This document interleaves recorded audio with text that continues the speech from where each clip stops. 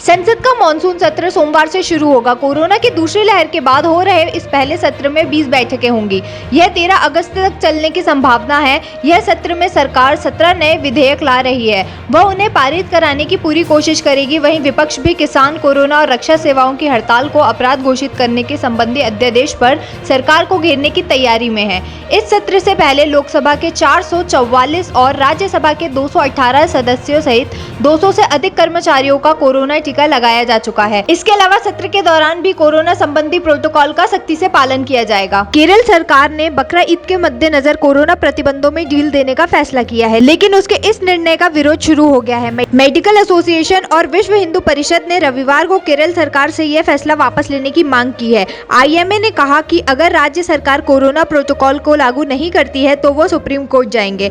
वहीं विहिप ने कहा कि महामारी के कारण उत्तर भारत के राज्य कांवड़ यात्रा रोक रहे हैं। अन्य धार्मिक आयोजनों पर भी रोक लग रही है, लेकिन केरल सरकार ने इस तरह का फैसला लिया है जो सार्वजनिक स्वास्थ्य के लिए बड़ी चुनौती बन सकता है। विहिप के कार्यकारी अध्यक्ष आलोक कुमार ने कहा कि केरल का यह निर्णय महामारी के खिलाफ देश की लड़ाई को कमजोर कर सकता है। किसी का बेटा देश का केंद्रीय राज्य मंत्री बन जाए तो अक्सर परिवार का जीवन यापन में भी बदलाव देखने मिल जाता है, लेकिन हाल ही में मत्स्य पालन, पशुपालन, डेयरी और सूचना प्रसारण राज्य मंत्री बने एल मुरुगन के माता पिता के साथ ऐसा नहीं है। वे आज भी तमिलनाडु में नमक्कल जिले के कुन्नूर गाँव में कभी कूली का काम करते हैं तो कभी खेतों में। कुल मिलाकर वे दिहाड़ी मजदूरी करते हैं। 5 साल पहले छोटे बेटे की मौत हो गई थी, तब से बहू और बच्चों का जिम्मा भी वही संभालते हैं। एल मुरुगन के पिता लोकनाथन और मां गांव में अपने छोटे बेटे के घर में रहते हैं। वह अनुसूचित जाति के समुदाय में आते हैं। बेटे के केंद्रीय मंत्री बनने के बाद भी उनकी दिनचर्या में कोई खास बदलाव नहीं आया। गाँव वाले बताते हैं कि बेटे के प्रदेश भाजपा अध्यक्ष होने के बाद भी लोकनाथन कोरोना महामारी के टीके के लिए आम लोगों की तरह कतार में लगे थे। गौरतलब है कि पेशे से वकील एल मुरुगन केंद्रीय मंत्री बनने से पहले तमिलनाडु प्रदेश भाजपा अध्यक्ष थे। पाकिस्तान के प्रधानमंत्री इमरान खान का संघ फोबिया खत्म होने का नाम नहीं ले रहा है। 2 दिन के भीतर उन्होंने दूसरी बार संघ के खिलाफ बयान दिया है।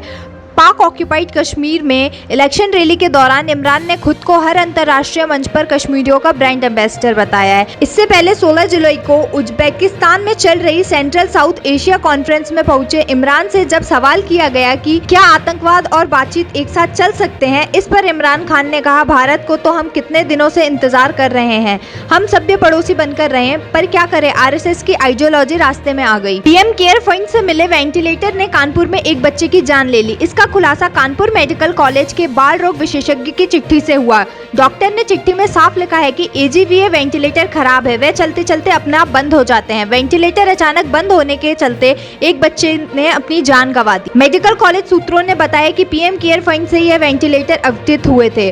डॉक्टर की चिट्ठी में बाल रोग विशेषज्ञ विभाग के अध्यक्ष ने भी प्रिंसिपल को आगे बढ़ाते हुए वेंटिलेटर को हटाने की मांग की है। ऐसा न होने की स्थिति में और भी मौतें होने की आशंका व्यक्त की गई है। बाल रोग विभाग की तरफ से इस मामले में 2 बार प्रिंसिपल को लेटर लिखा जा चुका है। उत्तर प्रदेश में अगले साल होने वाले विधानसभा चुनाव से पहले राष्ट्रीय स्वयंसेवक संघ एक्टिव होगा। आरएसएस के पदाधिकारी यूपी सरकार की कामकाज की समीक्षा करने और तालमेल बैठाने के लिए लखनऊ में चल रही संघ की 2 दिवसीय बैठक खत्म हो गई है। करीब 5 घंटे तक चली इस समन्वय में मंगलवार को यूपी भाजपा की कोर कमेटी ने हिस्सा लिया। बताया जा रहा है कि बैठक में मिशन 2022 को लेकर चर्चा हुई है। संघ की इस बैठक में कोर कमेटी की तरफ से सीएम योगी आदित्यनाथ, उप मुख्यमंत्री केशव प्रसाद मौर्य, डॉक्टर दिनेश शर्मा, भाजपा के प्रदेश प्रभारी राधा मोहन सिंह, भाजपा प्रदेश अध्यक्ष स्वतंत्र देव सिंह तथा अन्य इस बैठक में शामिल हुए। देश में कोरोना के नए मरीज और ठीक होने वालों की संख्या लगभग स्थिर है। बीते 24 घंटों में 48,319 मरीजों की रिपोर्ट पॉजिटिव आई है। 48,521 ठीक हुए और 501 ने जान गंवाई। राहत की बात है कि लगातार 5वें दिन मौत का आंकड़ा 600 से कम रहा है। इससे पहले 13 जुलाई को 625 लोगों ने इस महामारी में अपनी जान गंवाई थी। देश में अब 4.49 लाख मरीजों का इलाज चल रहा है। बारिश कहीं राहत लेकर आई है तो कहीं आसमान से आफत बरस रही है। मुंबई और दिल्ली में तेज बारिश के कारण कई निचले इलाकों में पानी भर गया है। उधर उत्तराखंड के उत्तरकाशी जिले के मांडो गांव में रविवार को बादल फटने से 3 लोगों की मौत हो गई और 4 लापता हैं। एसडीआरएफ की टीम रेस्क्यू ऑपरेशन में जुटी है। उत्तराखंड के कई हिस्सों में पिछले कुछ दिनों में भारी बारिश हो रही है। यहाँ ज्यादातर नदियां उफान पर है। गंगा, यमुना, भागीरथी, अलकनंदा, मंदाकिनी, पिंडर, नंदाकिनी, टोक, सरयू, गौरी, काली, रामगंगा नदियां खतरे के निशान से थोड़ा ही नीचे बह रही हैं।